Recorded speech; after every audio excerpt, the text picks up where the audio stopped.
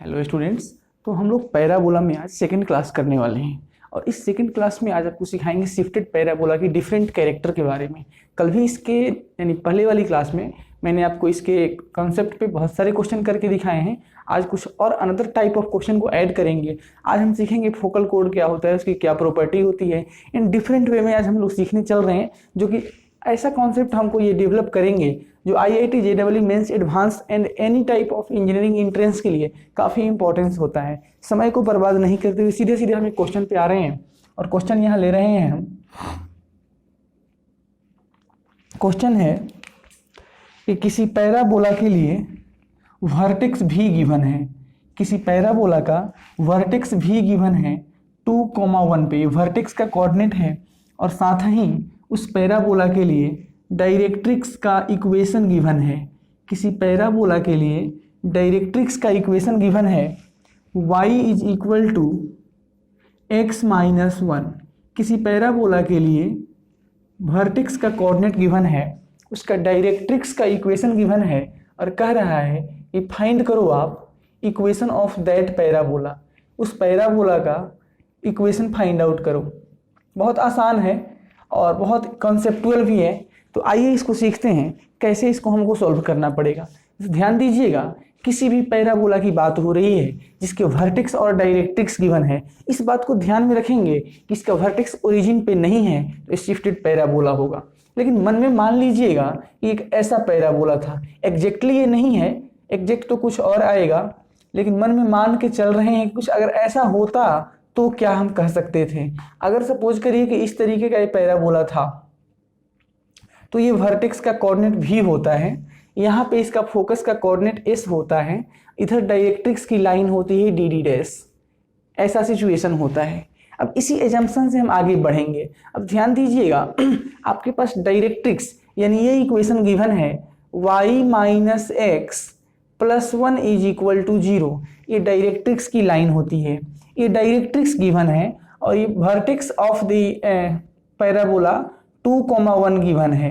मैं आपसे कह रहा हूं कि डायरेक्ट्रिक्स की जो लाइन है एक्सिस के परपेंडिकुलर है, तो हम कहेंगे एक्सिस। इस पैराबोला के लिए एक्सिस का इक्वेशन क्या होगा?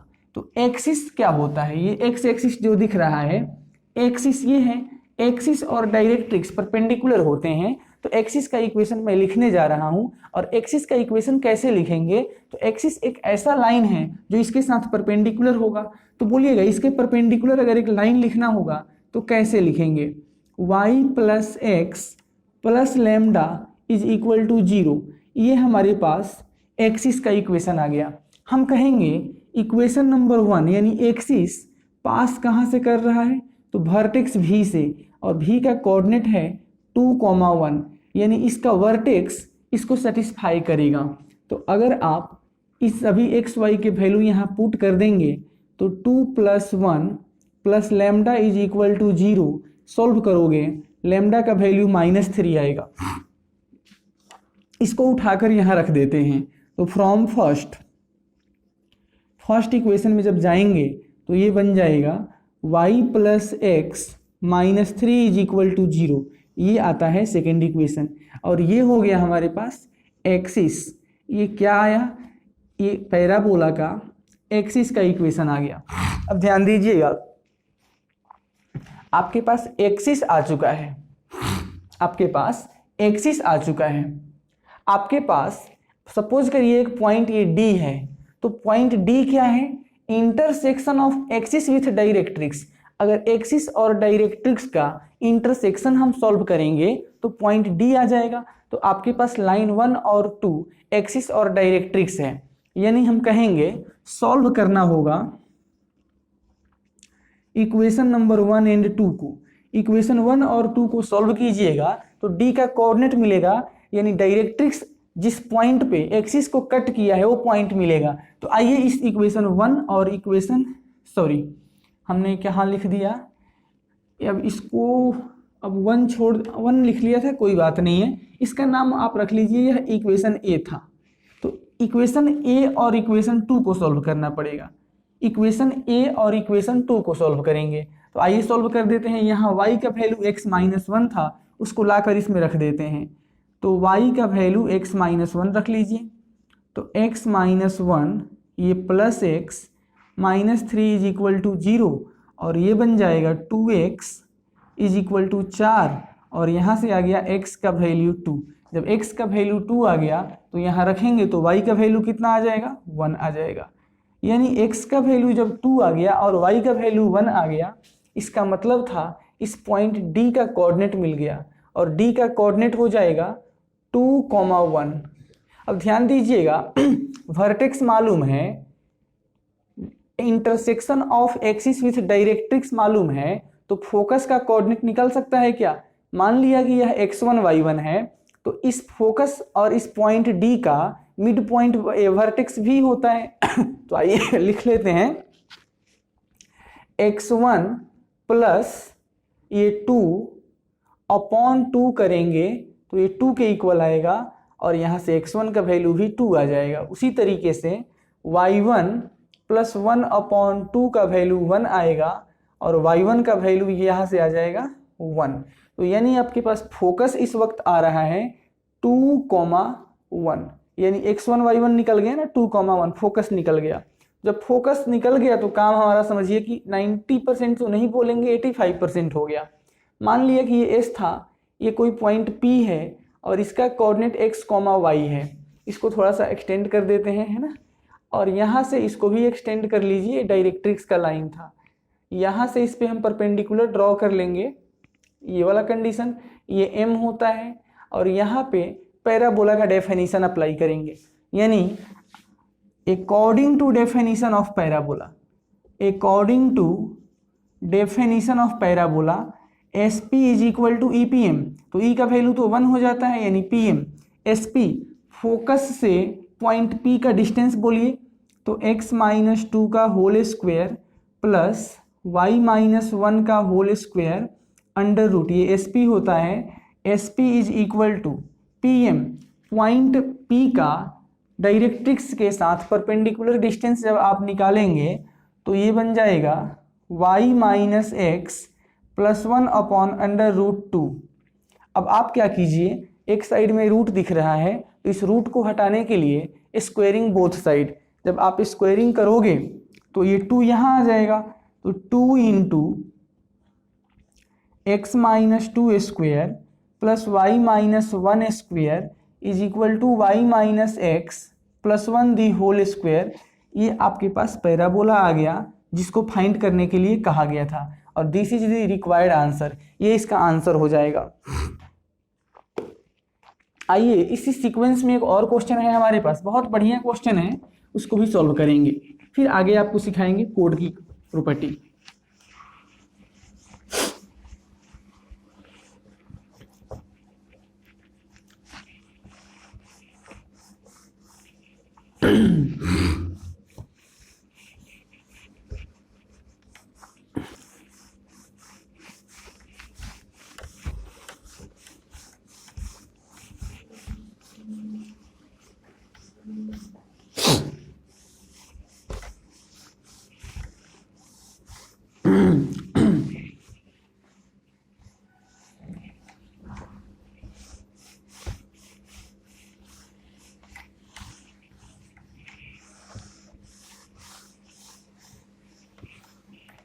आइए अगला क्वेश्चन है, बहुत आसान है, ये भी थोड़ा सा दिमाग खर्च करेंगे हो जाएगा।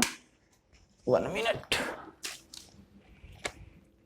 ये क्वेश्चन है, कह रहे हैं कि किसी पैराबोला का इक्वेशन फाइंड आउट करना है, इसके लिए फोकस गिवन है 1,1 पे। किसी पैराबोला के लिए फोकस 1,1 पे गिवन है एंड टेंजेंट एट वर्टेक्स,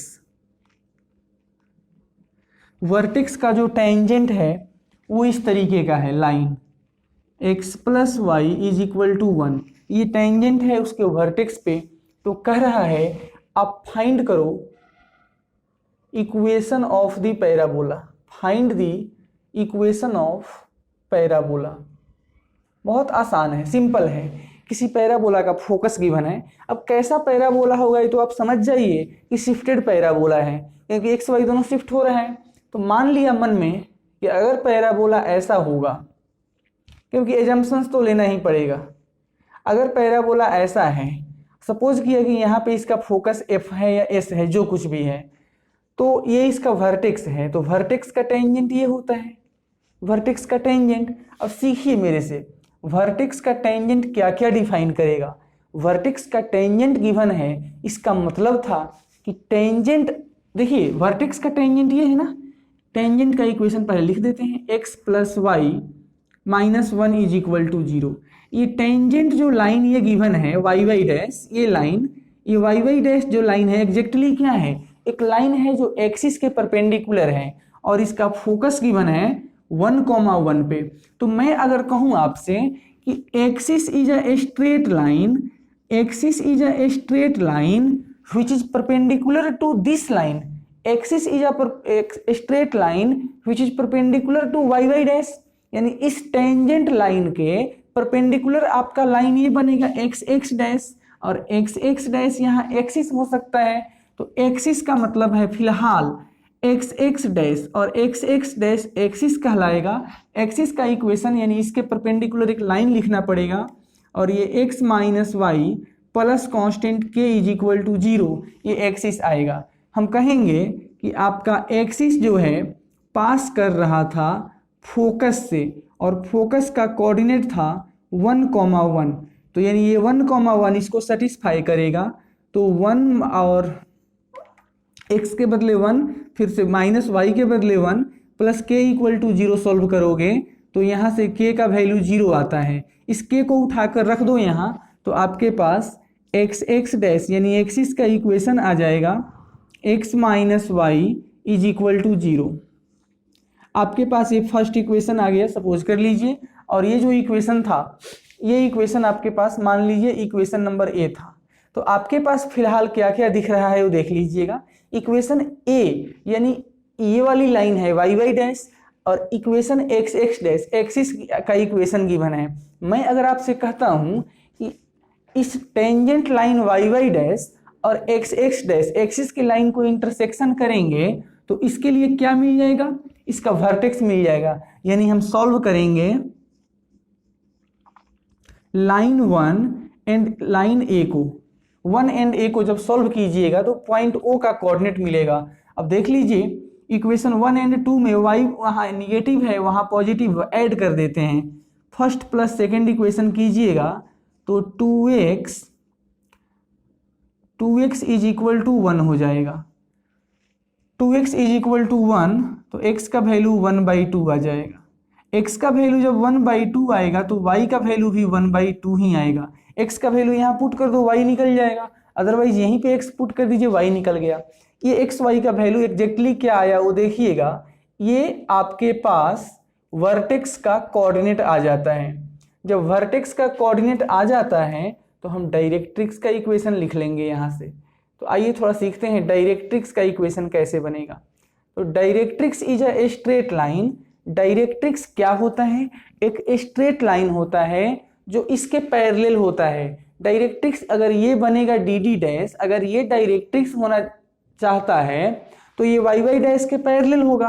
तो वाई वाई डैश जो लाइन था उसके पैरेलल एक लाइन लिख लेते हैं, डी डी डैश जो इक्वेशन होगा डी डी डैश ये वाई वाई डैश के पैरेलल होगा, और वाई वाई डैश का मतलब है x plus y plus constant lambda is equal to 0। ये डायरेक्ट्रिक्स है। अब सपोज करिए ये डायरेक्ट्रिक्स इस पॉइंट, सपोज कर लेते हैं इसका नाम हमने रख लिया आर पे पास किया, इसके लिए ये पॉइंट आर है। तो आर का कोऑर्डिनेट कहाँ से आएगा, तो 1 प्लस इसका कोऑर्डिनेट अगर x1 है अपॉन 2 का वैल्यू 1/2 आता है, इसके साथ ये कट जाएगा, x1 का वैल्यू 0 आ जाएगा। यानी डायरेक्ट्रिक्स का x कोऑर्डिनेट 0 है और y कोऑर्डिनेट भी 0 है। ओरिजिन पे इसका डायरेक्ट्रिक्स है।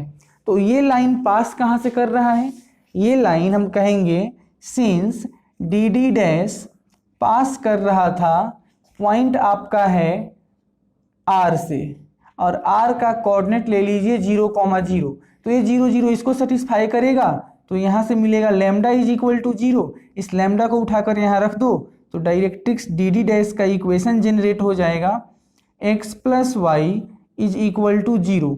अभी इस वक्त आपके पास डायरेक्ट्रिक्स का इक्वेशन आ गया। अब ध्यान दीजिएगा, अब आपका क्वेश्चन लगभग 90% सॉल्व हो चुका है। फोकस ये गिवन था, मान लिया कि यहाँ कोई पॉइंट P है जिसका कोऑर्डिनेट x, y है।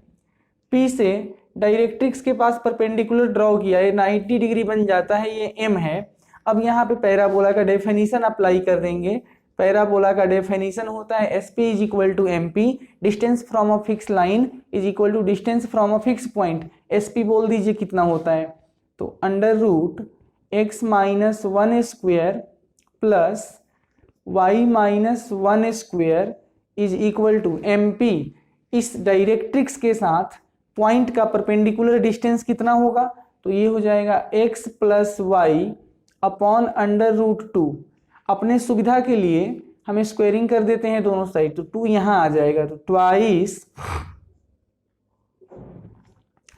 x minus 1 square plus y minus 1 square is equal to x plus y का होल स्क्वेयर।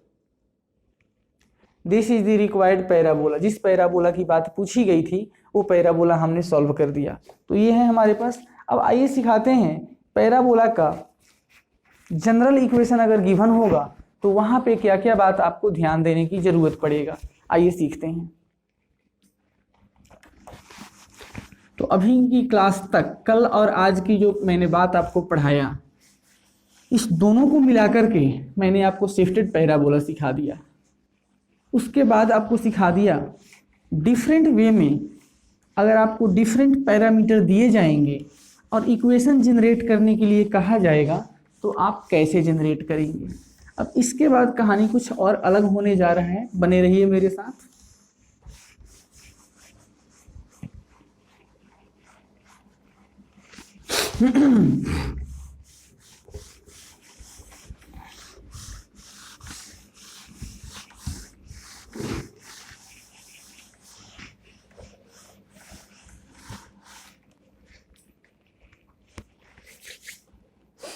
तो देखिएगा, लिखेंगे general equation of second degree एक सेकेंड डिग्री का जनरल इक्वेशन आपको मैं शुरू से सिखा रहा हूं। वही इक्वेशन कभी स्ट्रेट लाइन बनता है, कभी पेयर ऑफ लाइन बनता है, कभी सर्कल बनता है, कभी इलिप्स बनेगा, कभी पैराबोला, कभी हाइपरबोला। मान लीजिए कि वो जनरल इक्वेशन ऐसा है, x square plus y square plus 2hxy plus 2gx plus 2fy plus c equal to 0। ये अपने पास एक सेकेंड डिग्री कर्व है और मान लीजिए इस कर्व को पैराबोला बनना है तो हम लिखेंगे फॉर पैराबोला। अगर ये कर्व पैराबोला बन जाता है या पैराबोला को डिफाइन करेगा तो नेसेसरी कंडीशन क्या है। सबसे पहला कंडीशन है कि डेल्टा 0 नहीं होगा। डेल्टा का मतलब क्या होता है देख लीजिए। डेल्टा का मतलब होता है ABC plus 2FGH minus AF square minus BG square minus CH square. इस एक्सप्रेशन को हम लोग डेल्टा कहते हैं। सबसे पहला कंडीशन ये है कि अगर किसी कर्व को, किसी कोनिक को पैराबोला होना है तो डेल्टा का वैल्यू 0 नहीं होगा। और सेकंड कंडीशन कहता है H स्क्वेयर का वैल्यू AB के बराबर होगा। तो ये दो खास कंडीशन है। इस कंडीशन से हम पैराबोला के कर्व को डिफाइन करते हैं, पैराबोला के कर्व को आइडेंटिफाई करते हैं। ठीक है, अब आपको आगे लेकर चलते हैं। सबसे पहले एक छोटा सा प्रश्न सीखिए। इस पे एक छोटा सा प्रश्न है, कह रहा है कि इफ एक इक्वेशन है 9x square plus 4 time y square, यहाँ पे हमने थोड़ा सा छूट गया, ax स्क्वेयर था, ये by स्क्वेयर होगा। 9x square plus 4y² plus 2 time lambda xy plus 4x minus 2y plus 4x minus 2y plus 3 is equal to 0। कह रहा है ये कर्व जो है, ये जो मैंने ब्रैकेट में बंद कर रहा हूँ, this curve represents a parabola for what value of lambda. हम लिख देते हैं, क्वेश्चन है for what value of lambda, for what value of lambda this curve defines a parabola. इस कर्व को अगर पैराबोला बनना है तो इसके लिए आप बताइए लैम्डा का वैल्यू कितना होना चाहिए। तो ध्यान दीजिएगा, इस कर्व में a का वैल्यू 9 है, b का वैल्यू 4 है, लैम्डा तो लैम्डा है 2gx, तो g का वैल्यू 2 है, f का वैल्यू -1 है और c का वैल्यू 3 है। ये तो हमारे लिए पुराना बात है, तो हम पहले इसी कंडीशन को देखते हैं। अगर पैराबोला बन जाना है तो h² कितना होना चाहिए, ab। h² का मतलब लैम्डा स्क्वायर, सॉरी हाँ ये देखिए h का वैल्यू लैम्डा है, 2hxy होता है ना, तो यहाँ से पकड़ लिया h का वैल्यू लैम्डा है, तो h² यानी लैम्डा square equal to a into B, यानी 9 इंटू 4 कितना हो जाएगा 36, तो लैम्डा स्क्वायर इक्वल टू 36, तो लैम्डा का वैल्यू क्या मिलेगा +6, यानी अगर लैम्डा का वैल्यू 6 होता है तब भी ये पैराबोला बनेगा, अगर लैम्डा का वैल्यू -6 होता है तब भी पैराबोला बनेगा। कहने का मतलब ये था यहाँ पे कि ये जो कर्व बनेगा ये कोनिक है, दो पैराबोला को एक साथ डिफाइन कर रहा है। ओके, आइए एक छोटा सा और क्वेश्चन सिखाते हैं। सपोज कीजिएगा कि एक आपको यहाँ पे इस तरीके का कर्व गिवन है, मैं लिख कर बता देता हूँ, और ये इस तरीके से है x-1 का होल स्क्वायर प्लस y-3 का whole square is equal to, sorry y-2 लिया हुआ है, कोई बात नहीं है, y-2 का whole square is equal to lambda into x plus y-3 का whole square represents a parabola. कह रहा है कि इफ दिस कर्व, यानी ये कर्व इतना इज अ पैराबोला, ये कोई पैराबोलिक कर्व है, पैराबोलिक कर्व है, तो इसके लिए लैम्डा का वैल्यू कितना होगा वो बताना है। इसके लिए लैम्डा का वैल्यू बताना है। आइए सीखते हैं। सबसे पहली बात, थोड़ा सा इसको सेट करके लिखेंगे, क्योंकि ये सेटिंग नहीं है इसका सही तरीके का, सेटिंग कर लेते हैं। तो क्या मैं इसको अगर ऐसे लिखना चाहूँ, x-1 the whole square plus y-2 the whole square is equal to, इसको अगर ऐसे लिखा जा सकता है x प्लस y-3, इसके नीचे मैं √2 यहाँ लिख करके स्क्वेयरिंग कर दूँ तो ये कितना बन जाएगा, √2 का स्क्वायर 2 बन जाएगा।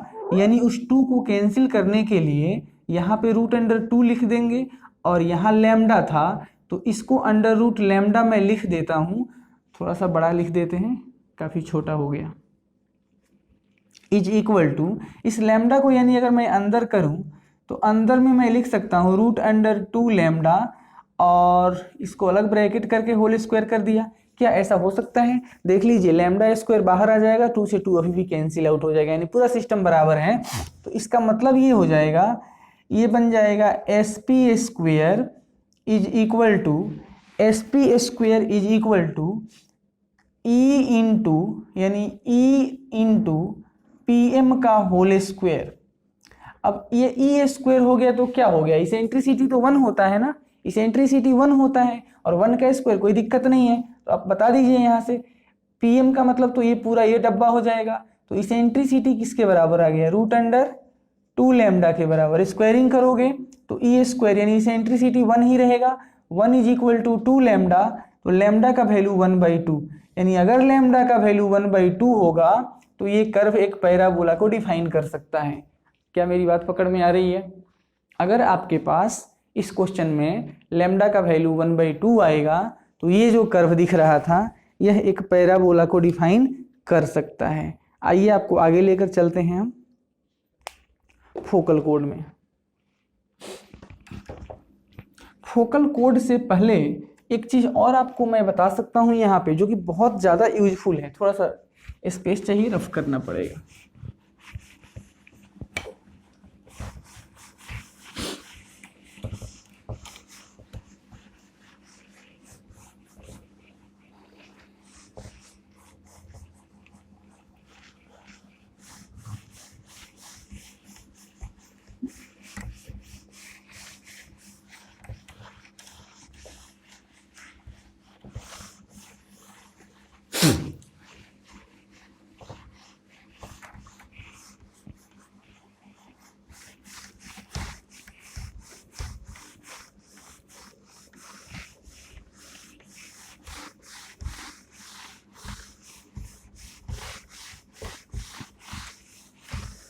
देखिए, लेटस रेक्टम किसी पैराबोला का तो 4 × A होता है, बहुत सही बात है। लेकिन जब पैराबोला शिफ्ट करने लगता है तो वहां पे लेटस रेक्टम में आप कई एक बार कंफ्यूज होते हैं। सपोज कीजिएगा कि एक इक्वेशन है y = ax² + bx + c। एक ये कर्व था हमारे पास। ध्यान दीजिए, ये कर्व कैसा है, x इवन है और y ऑड है। x इवन है और y ऑड है, x का sign positive, that is leading coefficient positive है, तो ये अपवर्ड पैराबोला होगा, शिफ्टेड अपवर्ड पैराबोला होगा। जिसमें इसके लिए अगर इस पैराबोला में अगर आपसे पूछा जाए कि लेटस रेक्टम कितना होता है, तो लेटस रेक्टम के साथ साथ मैं L लगा रहा हूं। लेटस रेक्टम का length, that is length of latus rectum जो हो जाएगा 1/mod A, ऐसा आप बोल सकते हैं। इसका जो लेटस रेक्टम ये आएगा। सपोज कीजिएगा कि इस तरीके का पैराबोला था, x = ay² + by + c। अगर ये पैराबोला है तो यहाँ y इवन है और x ऑड है, तो ये x के पॉजिटिव डायरेक्शन में ये पैराबोला बनेगा।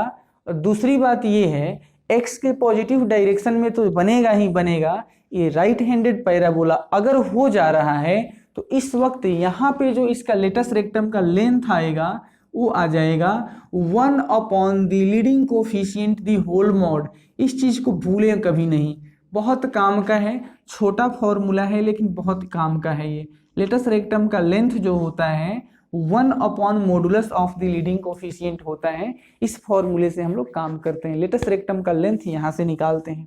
अब आइए आपको सिखाते हैं फोकल कोड एंड इट्स प्रॉपर्टी। अब हम सिखा देते हैं फोकल कोड and it's property. Focal code क्या होता है? तो एक ऐसा कोड जो फोकस से पास कर सकता है वो फोकल कोड होता है। मन में माना कि एक पैराबोला है y² = 4ax, और ये कौन सा पैराबोला है? तो राइट हैंडेड पैराबोला है। मान लीजिए कि ये पैराबोला पहले हम ड्रॉ करके दिखा देते हैं, फिर इसके बारे में डिफरेंट बातें आपको सिखा देंगे। ये हमारे पास एक पैराबोला है, ये x डैश, ये पॉजिटिव x, ये नेगेटिव y, ये ओरिजिन, ये पॉजिटिव y। इस पैराबोला को अगर ड्रॉ किया जाए तो ये ऐसा बनता है, ये पैराबोला ऐसा होता है। इस पैराबोला में मान लो आप ये इसका पॉइंट S है, फोकस और इसका कोऑर्डिनेट है a,0। तो एक ऐसा कोड जो फोकस से पास कर सकता है उसको हम लोग फोकल कोड कहते हैं। मान लीजिए कि ये कोड जो है कर्व को P और Q पॉइंट पे मीट किया था। अब देखिएगा, ये जो आपके पास कर्व था y² = 4ax, इस कर्व का पैरामेट्रिक कोऑर्डिनेट, इस कर्व का पैरामेट्रिक कोऑर्डिनेट कितना होगा? पैरामेट्रिक कोऑर्डिनेट हो जाता है इस कर्व के लिए मैं यहाँ लिख देता हूँ, x का वैल्यू होता है 80² और y का वैल्यू होता है 280। इस कर्व के लिए पैरामेट्रिक कोऑर्डिनेट होते हैं, x equal to 80 square, y equal to 280। ऐसा क्यों कहा? अगर इस रिजल्ट को आप यहाँ पुट करेंगे तो इसको सेटिस्फाई करेगा। x की जगह 80 स्क्वायर रखो यहाँ पे, तो 4a square t square, y का होल स्क्वायर करो 4a स्क्वायर टी स्क्वायर आ जाएगा। मान लेते हैं कि पॉइंट P है, तो इसका कोऑर्डिनेट है AT1 स्क्वायर कॉमा 2AT1, नाम तो अलग अलग आएगा, और इसके लिए AT2 स्क्वायर कॉमा 2AT2। तो आपके पास अब डायग्राम बन के तैयार है। अब डायग्राम में एक एक पॉइंट हम सिखाएंगे आपको। आपके पास SPQ एक फोकल कोड है जो फोकस से पास कर रहा है। पॉइंट P का कोऑर्डिनेट मैंने लिख दिया क्योंकि कोऑर्डिनेट 80 स्क्वायर 280 इसके लिए होता है। दो पॉइंट है तो नाम अलग अलग T1 T2 करके लिख दिया है, P और Q निकल गया। तो इस फोकल कोड का सबसे पहला प्रॉपर्टी होता है, यानी पहला प्रॉपर्टी है इस फोकल कोड का, लिख देते हैं यहाँ पे, if point P AT1 square comma 2AT1 and Q AT2 square comma 2AT2 are and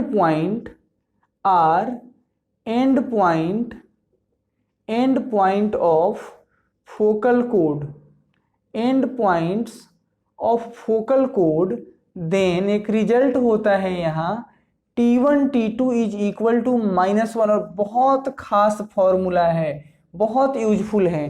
T1 T2 equal to -1 कैसे होता है वो दिखाते हैं, सीखिएगा।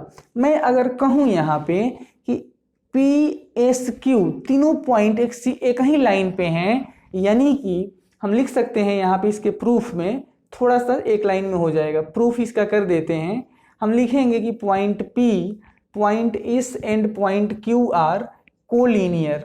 ये जब तीनों पॉइंट कोलीनियर हैं, इसका मतलब होता है slope of the line SP is equal to slope of the line SQ।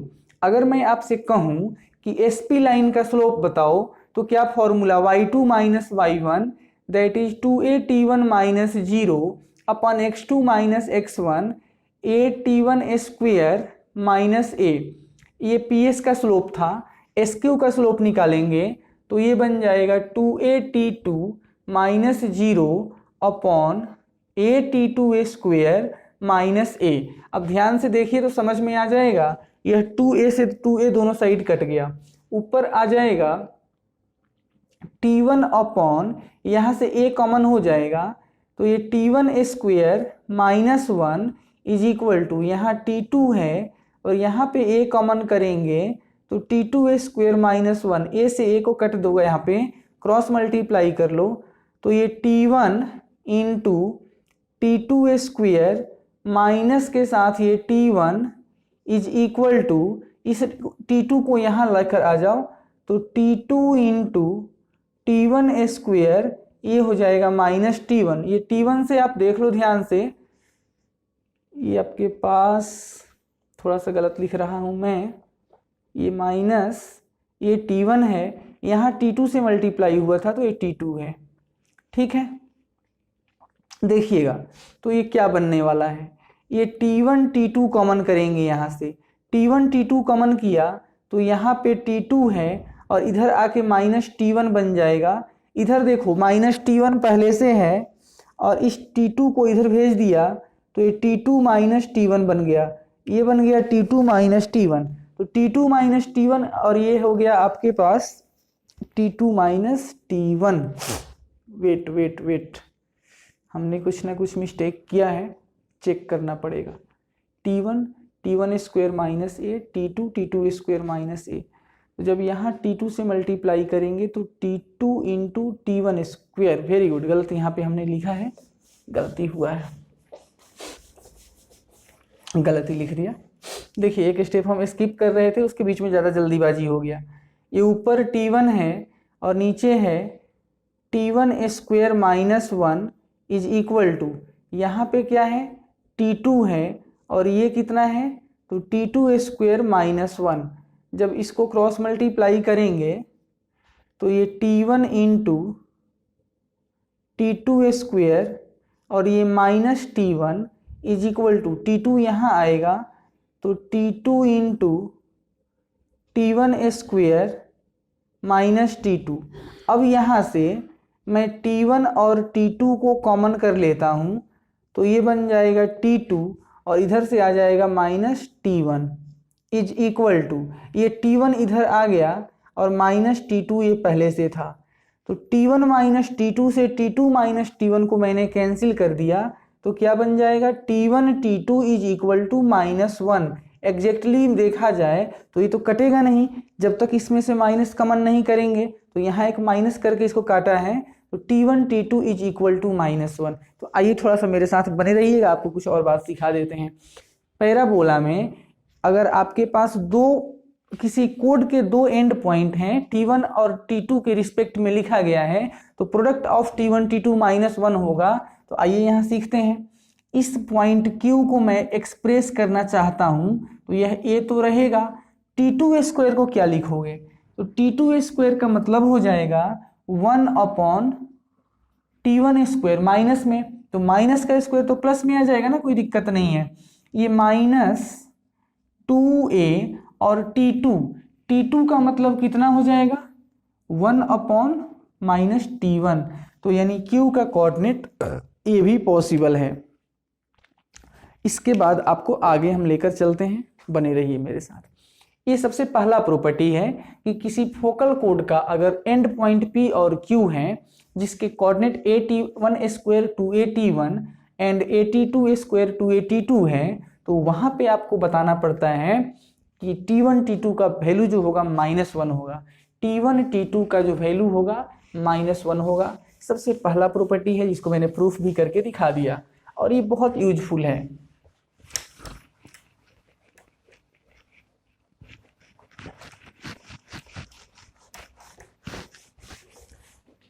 T1 T2 is equal to -1।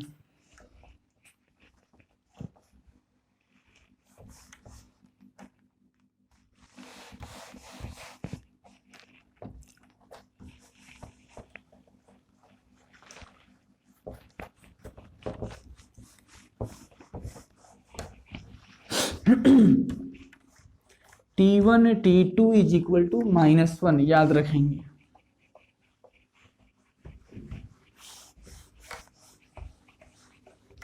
पहला प्रॉपर्टी है T1 T2 is equal to -1। आगे बढ़ेंगे अब, है ना।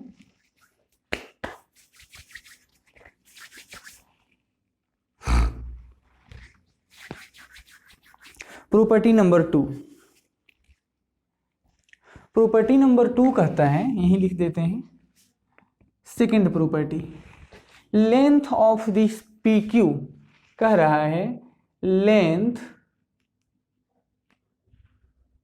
ऑफ फोकल कोड,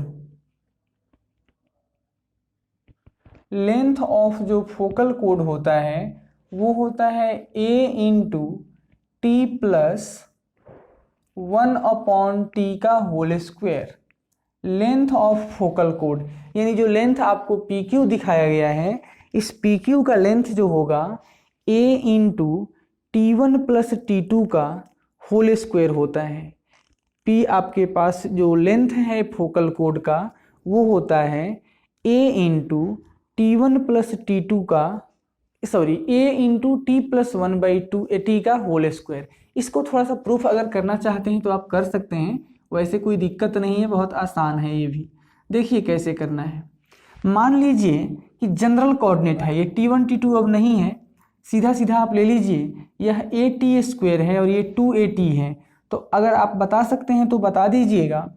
अगर ये T है तो ये कितना हो जाएगा A/T² और यहाँ हो जाएगा A/T, यानी अब T1 T2 का हिसाब नहीं है, सीधा सीधा T चल रहा है। तो अगर हमें इस पूरा लेंथ को फाइंड करना है PQ का, तो PQ का लेंथ फाइंड आउट करने के लिए हम कह सकते हैं लेंथ PQ जो होगा PS प्लस SQ के बराबर होगा क्या। तो अगर आप बता सकते हैं तो बताइए, डिस्टेंस फॉर्मूला लगाकर P से S का डिस्टेंस कैसे निकालते हैं। तो P से S का डिस्टेंस अगर आप निकालने का कोशिश करेंगे तो ये बन जाएगा A-AT² plus 4 time a square t square, ये इतना बनेगा। अगर इसको हम ओपन करना चाहते हैं तो ओपन भी कर सकते हैं। ओपन कीजिएगा तो क्या बन जाएगा, ये बन जाएगा ए स्क्वायर, कुछ गलत लिखा है हमने, गलत लिखा है, a minus a t square the whole square. इसको नीचे ओपन कर लेते हैं, आइए। तो ये बन जाएगा a minus a t square the whole square, ये बनेगा a square plus a square t का पावर 4 और 2ab करेंगे तो minus 2a square t square plus 4a square t square, ये इसका और इसका रूट बनेगा। अगर आप इसको ध्यान से देख रहे हैं तो ये दोनों मिलके प्लस हो जाएगा और ये कितना आ जाएगा, ये आ जाएगा a plus a t square the whole square का अंडर रूट, ये ऐसा बन सकता था। देख लीजिए a square plus a square t 4, ये इसका बनेगा। यानी कि हमने क्या लिख दिया, देखिए हमको ये फॉर्मूला लेकर चलना था कि पी क्यू निकालने के लिए P S plus S Q लगाना है, और अभी मैंने पी एस केवल यहाँ सॉल्व कर रहा हूँ।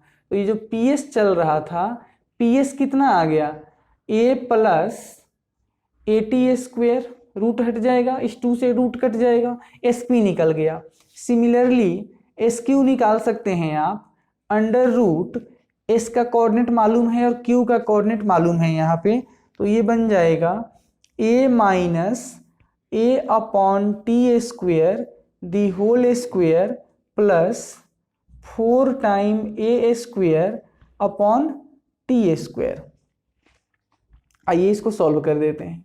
तो ये हो जाएगा ए स्क्वायर प्लस बी स्क्वायर में ए स्क्वायर अपॉन टी का पावर 4 प्लस 2ab करोगे, सॉरी माइनस 2ab में 2a square upon t square, यहाँ माइनस रहेगा, ये माइनस है, और आपके पास ये प्लस का जो है 4a square upon t square अब भी रहेगा। अब इसको सॉल्व कर लीजिए आप, तो क्या आता है, ए स्क्वायर रहेगा प्लस, अब ध्यान दीजिएगा ये minus 2a square upon t square upon 4a square upon t square मिलके ये बन जाएगा plus 2a square upon t square plus a square upon t का पावर 4, ये बनेगा ऐसा। और आप चाहें तो ए को यहाँ से बाहर निकाल दीजिए तो ए निकल जाएगा ऐसे ही, तो ये बन जाएगा 1 प्लस 1 अपॉन टी का 1 अपॉन टी स्क्वायर, रूट से बाहर निकल गया है सीधा सीधा। तो आप देख लीजिए SP और SQ आ गया, दोनों को जब ऐड करेंगे, इस SP को निकाल दिया, SQ को निकाल दिया, दोनों को ऐड कर देंगे तो आ जाएगा a into T plus 1/t का होल स्क्वायर। लेंथ ऑफ जो फोकल कोड होता है a into T plus 1/t का होल स्क्वायर होता है। इस फॉर्मूले से आप फोकल कोड का लेंथ बता सकते हैं। 2 प्रॉपर्टी सिखा दिया, आइए आपको आगे और सिखाते हैं।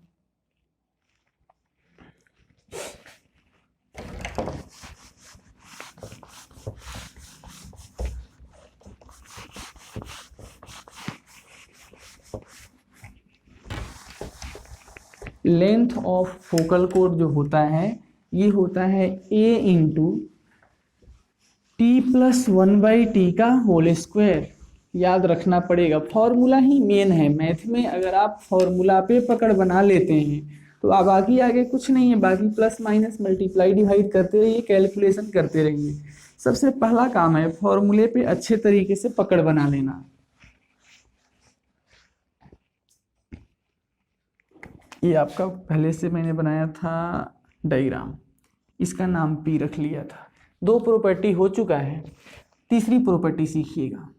कह रहा है कि अगर ये फोकल कोड x के पॉजिटिव डायरेक्शन में थीटा एंगल बनाता है, लिख देते हैं इफ फोकल कोड PQ makes an angle theta with positive direction with positive direction of x axis. अगर आपका फोकल कोड एक्स के पॉजिटिव डायरेक्शन में थीटा एंगल बनाएगा, देन लेंथ ऑफ फोकल कोड पी क्यू जो हो जाएगा 4 into a cosec square theta होगा। इस फॉर्मूला से भी हम फोकल कोड फाइंड आउट कर सकते हैं। नेक्स्ट प्रॉपर्टी देखिए क्या है। नेक्स्ट प्रॉपर्टी कहता है semi latus rectum, semi latus rectum, semi latus rectum is harmonic mean, semi latus rectum is harmonic mean of SP SQ, SP and SQ. Semi latus rectum जो होता है हार्मोनिक मीन होता है एसपी और एसक्यू का। तो देखिएगा सेमीलेटस रेक्टम, लेटस रेक्टम के लेंथ होता है 4a, सेमी करने का मतलब है कि 2a, आधा। 2a किसके बराबर होगा? तो 2a का वैल्यू हो जाएगा harmonic mean of SP SQ. SP और एसक्यू का हार्मोनिक मीन निकालने का तरीका है ट्वाइस एसपी एसक्यू यानी 2ab। ये हम क्या लिख रहे थे? 2a चल रहा था, इधर हो जाएगा 2 into S P S Q upon S P plus S Q. S P और एस क्यू का जो हार्मोनिक मीन आएगा वो 2a के बराबर आएगा। तो आइए सॉल्व करके देख ही लेते हैं कि आता है कि नहीं आता है। SA2 रहेगा पहले से। एस पी का फॉर्मूला अभी जस्ट मैंने लिखवाया था a प्लस AT स्क्वायर, ये एस पी था। एस क्यू का फॉर्मूला था a plus a upon t square, ये था। नीचे आ जाइए, एस पी का फॉर्मूला है a plus AT square plus S Q का फॉर्मूला है a plus a upon t square. इसे सॉल्व कर लेते हैं, देखते हैं कि क्या आता है। कॉन्सेप्ट ये कहता है कि सेमीलेटस रेक्टम जो होगा एस पी एस क्यू का हार्मोनिक मीन बन जाना चाहिए। तो ये 2 पहले से था, अब ध्यान से देखेंगे तो समझ में आ जाएगा, ये दोनों मिलके हो जाएगा a plus AT square the whole square और नीचे बन जाएगा ये वाला टी स्क्वायर। नीचे आ जाइए, तो नीचे है a plus AT square plus ये कितना हो जाएगा AT square plus a, AT square plus a और नीचे रहेगा टी स्क्वायर। इसको अगर और आगे हम लेकर जाएं तो ये बन जाएगा 2 upon t square into A plus AT square, ये दी होल स्क्वायर। यहाँ देखिए टी स्क्वायर एलसीएम लेंगे तो यहाँ आ जाएगा AT square plus AT power 4 plus AT square plus a और नीचे टी स्क्वायर है, यानी अब ये टी स्क्वायर यहाँ जाएगा, इसके साथ ये कटेंगे तो क्या आ जाएगा, ये 2 पहले से था, ऊपर कितना हो जाएगा। अच्छा ऊपर देखो, यहाँ से मैं a अगर कॉमन करने की कोशिश करूँ तो a तो कॉमन होगा नहीं, a स्क्वायर कॉमन हो जाएगा। तो ऊपर से मैं a स्क्वायर कॉमन कर सकता हूँ, है ना। ऊपर से a स्क्वायर अगर कॉमन करेंगे तो ऊपर क्या बन जाएगा 1 plus t square the whole square. अच्छा नीचे देख लीजिए क्या है, AT square plus AT square 2 into AT square बन जाएगा प्लस AT का पावर 4 बन जाएगा प्लस a बन जाएगा। अब देखिए हर जगह पे a है तो हर जगह से a को मैं कॉमन कर लेता हूँ। हर जगह से a को जब कॉमन कर लेंगे तो यह a बाहर निकल जाएगा, तो ऊपर हो a से एक a कट जाएगा, ऊपर हो जाएगा 2a और ये रहेगा 1 plus t square the whole square और नीचे है, नीचे अगर आप ध्यान से देखेंगे तो ये भी वही बात है, t square plus 1 the whole square है। इसके साथ कोई इसको कटोगे तो कितना आ गया 2a और 2a का मतलब होता है semi latus rectum. Semi latus rectum, semi latus rectum जो होता है एसपी और एसक्यू के हार्मोनिक मीन के बराबर होता है। प्रूफ भी कर दिया, यानी इसको जब मैंने प्रूफ किया एसपी एसक्यू के हार्मोनिक मीन को तो 2a आना चाहिए था, आ तो गया 2a। ये एसपी एसक्यू का जो हार्मोनिक मीन है वो सेमीलेटस रेक्टम के बराबर होता है, याद करके चले अभी से। तो इसके बाद आपको दो छोटे छोटे प्रॉपर्टी हैं, आइए मैं बता देता हूँ, उसके बाद कुछ क्वेश्चन सिखाएंगे।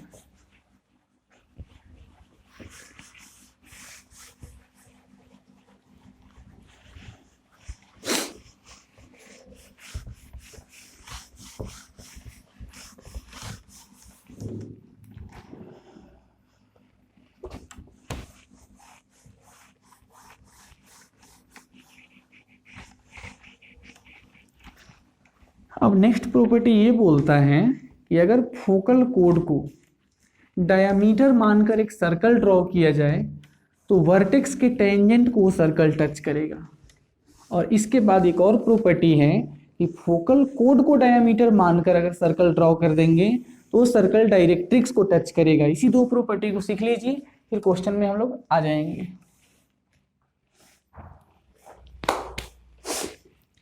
नेक्स्ट प्रॉपर्टी में लिख देता हूं, ये कहता है if a circle is drawn, if a circle is drawn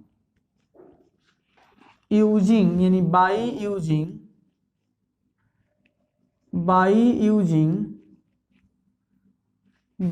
using focal कोड एज डायामीटर, अगर फोकल कोड को डायामीटर मान करके सर्कल बनाएंगे then circle touches tangent to vertex. तो जो सर्कल होगा वो वर्टेक्स पे जो टेंजेंट रहेगा उसको टच करेगा। आइए देखते हैं कैसे।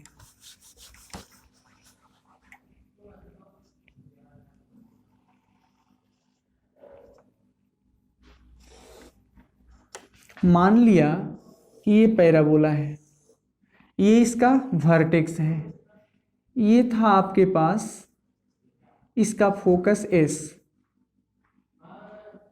मान लीजिए कि ये पॉइंट पी है, तो अभी आपको इस एस पी, ये फोकल डिस्टेंस हो गया ना पॉइंट पी का फोकस से डिस्टेंस, इस एस पी को अगर डायामीटर मान करके हम एक सर्कल ड्रॉ करेंगे तो ये सर्कल क्या करेगा, ये सर्कल ये वर्टेक्स पे जो टेंजेंट है इस टेंजेंट को मीट करेगा। इसकी एक कहानी है कि अगर आप फोकल कोड को डायामीटर मानेंगे, दैट इज एसपी को अगर आप डायामीटर के जैसा बिहेव करेंगे तो इस डायामीटर के हेल्प से बनने वाला सर्कल वर्टेक्स के टेंजेंट को टच करेगा। इसमें इससे ज्यादा कुछ नहीं। नेक्स्ट प्रॉपर्टी है इफ, यहां पे हमने लिख दिया था फोकल कोड नहीं था, ये फोकल डिस्टेंस होना चाहिए, गलत हो जाएगा। फोकल डिस्टेंस हो गए, अगला होगा focal code. If focal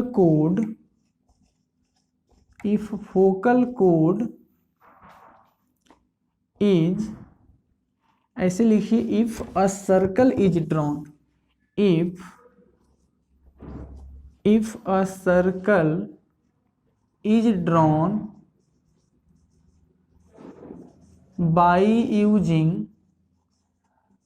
by using focal code as diameter, by using focal code as diameter, then the circle touches directrix line. कह रहा है कि अगर आप फोकल कोड को डायामीटर मान करके एक सर्कल ड्रॉ कर देंगे तो वो सर्कल डायरेक्ट्रिक्स को टच कर सकता है। यानी कि आइए थोड़ा सा इस चीज को हम फिजिकली ड्रॉ करके देख लेते हैं। मन में मान लिया कि ये आपके पास एक पैराबोला था, तो इसका ये फोकस हो जाएगा। सपोज करिए फोकस का कोऑर्डिनेट a, 0 है और ये इसका फोकल कोड है, सॉरी इसका नाम आप रख लीजिए P और इसका नाम Q, ये फोकस S है। तो इस SP को जब डायामीटर मान करके आप सर्कल ड्रॉ करेंगे तो ये सर्कल इस लाइन डायरेक्ट्रिक्स DD डैश को टच करेगा और DD डैश का इक्वेशन इस वक्त x + a = 0 होने वाला है। यानी आपका जो सर्कल बनेगा वो सर्कल कुछ ऐसा होगा। एग्जैक्ट नहीं है, थोड़ा सा टेढ़ा मेढ़ा हो रहा है, फ्री स्केच किया ना।